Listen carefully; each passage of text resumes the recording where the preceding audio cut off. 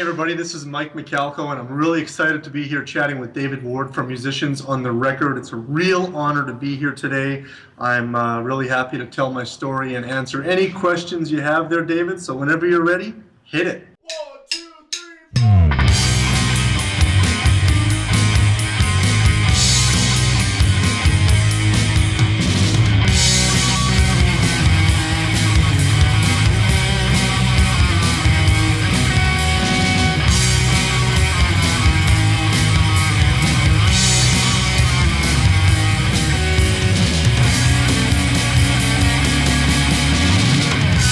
This is huge, Musicians on the Record. Bring it on. Tell me a little bit about the balance for you of just keeping a balance with work, family, other parts of your life. How do you do that? Well, okay. Balance. I love playing the drums, but I can't do it 7 days a week. I don't think I ever have. I shouldn't say ever. There probably were times. I think you're on tour and you're playing, or if you're in the studio, of course. But I don't mean there wasn't years at a time where I was like a 7-day-a-week practicer. I like practicing until I'm done. I don't look at the clock. I mean, if I have a student coming, then I'll look at the clock. But if I have a day off, like say today, I have one student that I do at 1 o'clock, and then I have the rest of the day off. Well, I'm not going to run home and play on my kit till 10 at night, because I don't do that anymore. If I had a gig to shed for tonight, yeah, believe me, I'd be practicing songs for 6 hours. So the balance for me is a family's important. I mean, right now there's so many things in my life right now. I've got an elderly mother who needs my care. You know, I help her with a lot of things, but it's good because that makes me feel like I'm doing something for my mom that did so much for me. I'm paying her back. Yeah. My kids, you know, I only get to see my kids a few days a week. You know, busy and they're with their mom some of the time. So you know, my kid time is my kid time. Like we will do completely non-music things. We'll sit down behind the drums and goof around for a half hour once in a while, but it's Lego and video games. So they're at that age where dad gets to be a goofball, right? Yep. And dad loves being a goofball, so we get to do that kind of stuff. So for me, there's always that balance of I know what has to be done. I know when my drumming lessons are coming up. I know when my recording sessions are coming up, but I allot time for that. And then, of course, I've been going back to the gym. You know, I've been working out, and I got to find time for that. So I need to try to find at least 4 days a week to go spend an hour to an hour and 15 minutes tops. Because after I'm done there, I got to get out of it. Because I'm like, I'm good. And I don't need any more. I don't need to hang out here for 3 hours. I got my workout done. I'm good. I just got back into very part-time martial arts with my kid. Cool. So every second Friday, I do this hour class, and it is the most incredible cardio mind thing you can imagine. Amazing. Like my back is still sore from last week from doing all these weird stretches that I haven't done since I was a kid. So you know, and then there's friend time too. Like I always make time for go out with friends for coffee. Sure. And that's really the balance for me. Because when I'm on the road or if I'm out of town, I don't get to do that stuff. Sure. So I don't want to just completely engulf myself. Now, if I was single with no kids then it might be different. Right. I might be trying to practice 4 or 5 hours a day. And I try to get in at least an hour a day of practice at this point. Wow. But that could be strengthening weaknesses. It's not like I'm trying to, you know, hey, you know, just going to play a bunch of Rush songs. I don't do that. Yeah. Like all those songs that I would play on Drumeo that I do at the end of the lesson, I don't practice those. It's completely on a whim. Yeah. And I take requests. People are like, hey, play Master of Puppets. I'm like, wow, I haven't played that song in 5 years. Let's see how this goes. Play. And all these people are watching me do this, and I'm thinking, what a fool I am. But you know what? That's how I am. I'm not going to go shed one song for 6 hours to play it for 3 minutes, you know, unless there's some big picture. Sure. But when it's just having a good time and showing people how real life can be, you know, that's what you got to do. You got to balance yourself out and don't stress yourself out. But, you know, you got to do what you got to do. But if you're going to be a musician and you're going to dedicate yourself to an instrument, you got to dedicate yourself to the instrument as much as you would anything else. You see what I'm saying? Yeah. So the reason people hire me is because when they hire me, they know the job's going to get done. Yeah. When my kids are with me, they know they're going to have a good time. If it's gym time, it's gym time. So I see too many drummers going, man, I had such a busy week, and I got 2 minutes on the drum set. I'm like, 2 minutes? Right. We've been talking for almost 90. Right. 2 minutes. Right. Sure. I can't even turn my lights on in 2 minutes. Right. But that to me is like, well, they're not purely dedicated. Sure. Like they're like, yeah, I'd rather go watch the football game. I mean, to me, this is practice. If you're watching the football game, Yeah. right? That's great. what, 3 hours? Right. Right? Right. Maybe you don't take this to the stadium. Right. But if you're putting your TV, Right. that's what I did. I was practicing. I was trying to get my fingers stronger, or a quiet practice pad, or a pillow, or anything. This, because that's going to keep taking your level higher and higher every time you sit down behind the instrument. Choose some goals. Say, I need to work on left foot. I need to work on left hand, finger control, and focus it. Yeah. Like I'm trying to dedicate an hour a day to advanced reading. Mm. And as boring as it is, I need that. Yeah. But then it's accomplishment. I walk away going, yeah, those rhythms were so messed up, but now I understand how Right. it just helps. So that's what I would say for balance on that. And friendships are important. You got to keep your friends close. Right? Absolutely. Yeah. So inspiring. Thank you for all that, Mike. And you you also answered the other question that I had was, for people who are watching this in the future who want to become a musician full-time like yourself, whether playing, whether teaching, or both, what is that biggest advice that you would give them? I've been saying this for a long time, and even with the industry that is changing, I don't want to say anything that it's changing in a bad way. It's just changing, okay? Is you have to be accustomed to change. You have to be willing to change for certain things. Like if your band breaks up and then you have to go play in a blues band, there's your change, right? Don't have too high expectations. Like people sometimes think, well, if I'm a musician, I can quit my day job. My day job is an engineer for Boeing. Oh, wait. You make a lot of money doing that. You're going to try to be a drummer? Right. Well, tell you what, be a drummer on the side, go and be an engineer for Boeing airplanes, for anybody who doesn't know. And then do drums on the side and see if you can build that. Because for me, I always had side jobs. Even when I was doing those gigs, I used to work at gyms. I worked construction. Yeah. I installed McDonald's signs. that was a horrible job, but it paid some bills. Right. On a windy day, you don't want to be hit in the face a lot of times, almost knocked off a ladder. But make sure that like your expectations are, well, I'm a really good drummer. World, here I come. Because that was sort of my mentality for a very short period of time, and I got knocked in the face literally with that one.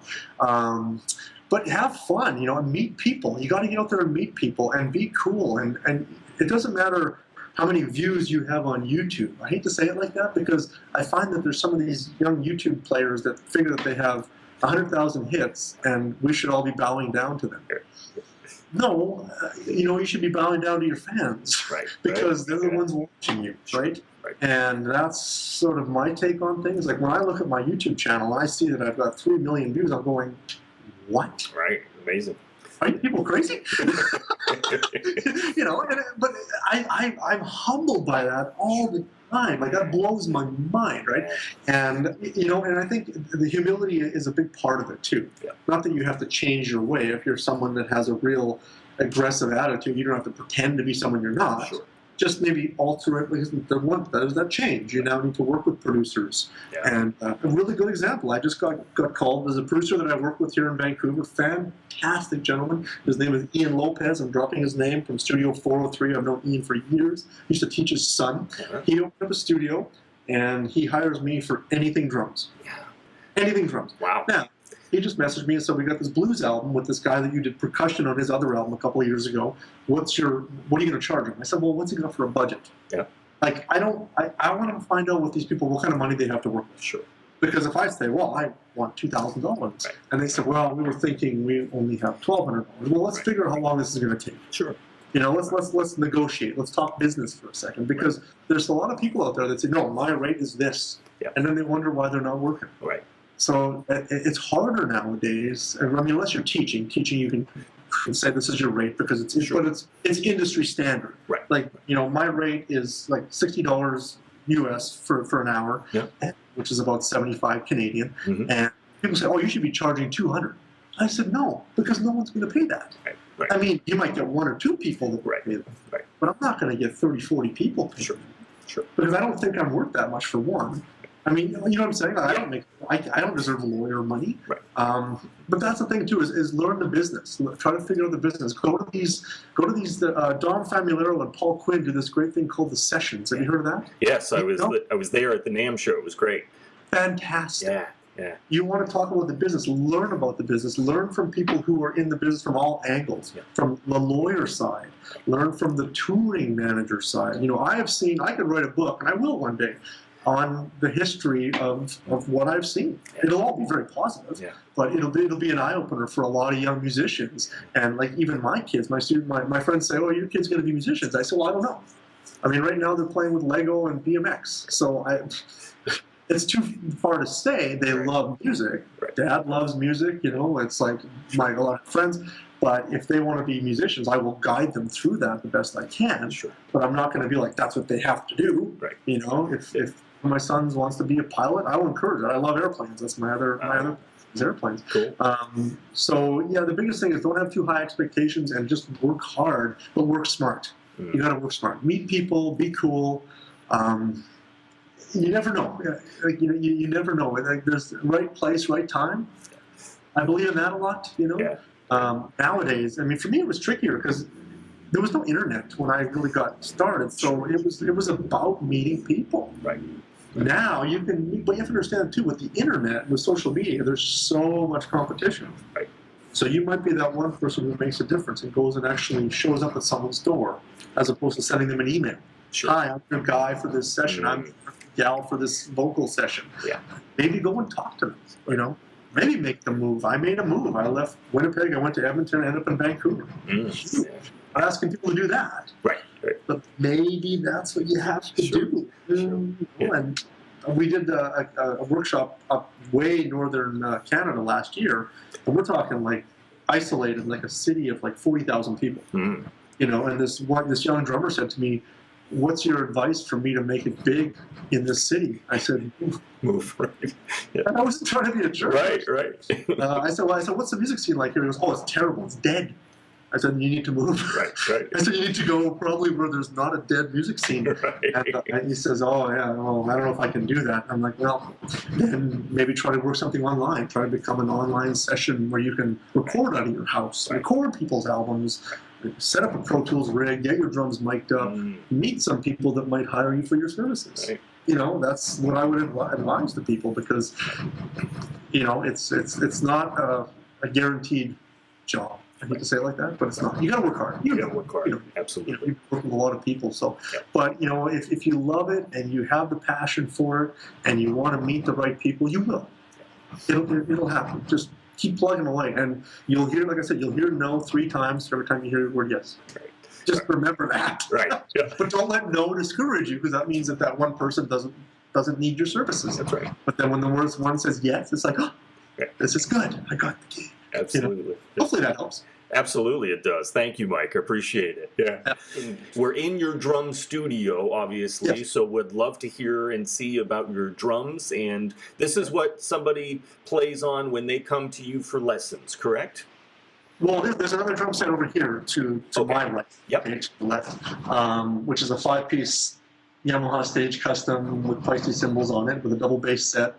Or double bass kick drums and a cowbell. So they've got everything they need for the average person, which most people have a 5-piece set with a couple of cymbals, right? Mm-hmm. This set, I mean, this is one of my playgrounds. That big giant set that you were referring to one time, I don't really have most of that stuff anymore. Some of it I gave away or sold or whatever. Okay. But this is the main drum set that I like to play. And this is one of 4 of my kits. I mix it up quite a bit. I don't necessarily bring my Phoenix. I have a Yamaha Phoenix set, but I don't bring that here. Okay. I'm only here a couple days a week at the school. Sure. But this is my recording custom. This was the first, once I got my deal with Yamaha back in 1999, I wanted a recording custom. I wanted the Dave Weckl red recording custom. Yeah. And that's what this drum kit is. I mean, it's gorgeous. It's gorgeous. Yeah, it looks amazing. You know, I mean... Yeah, beautiful. So these drums they're old, but they look brand new. That's how I take my stuff, right? Wow. So this is a recording custom, you know, the Japanese made 1999. I've got a bunch of drums for this set, but I'm pretty limited in space here, so I I have a 6-piece kit set up, and I just put this little little concert tom. It's like a stage custom concert tom for sort of a timbali effect when I'm Santana stuff. That's great. I do have a timbali, but it's pretty big, and I didn't want to bring that in here because Sure. so I walk around. Sure. So it's my recording custom kit: 8, 10, 12, 16-inch floor. 22 by 16 bass drum. The double bass, Yamaha double bass, the Yamaha hi-hat stand, and then I have a cowbell attachment here on the left foot. This snare drum is something I just recently got. This was a signature model, the Akira Jimbo. I think it's a 13 by 7 Beechwood with maple hoops. Beautiful. I have a friend of mine who won it at a Akira Jimbo clinic, and Akira Jimbo has signed it. So inside it's got Akira Jimbo's signature, and he was just selling it because he got out of drumming. And I'm like, I want that drum. Right. You can't find this drum. This is killer for funk. Like I've actually doubled this as a timbali. You know, I've actually used this as a timbali at times, which I shouldn't. I should be using it as a funk snare. But I change my snares. I own about 15 snare drums, so I like to mix it up. So each week when the students come in, they're like, hey, but it's a good conversation starter. Like, hey, look, we got something new. Right. And then we talk about drums and wood hoops and all that stuff. That's awesome. All my cymbals that I play are Peisty, and I don't have one particular model that I use. I was using the Signature series exclusively for a few years. Now it's everything from the Master series to the Formula 602s to the PST8s or whatever they are. I mean, if I like the sound, I buy them. But I have a lot of cymbals. This is just what I like to have here at the studio. And I mean, that's kind of the essential. Everything is on a hex rack here, so I have this.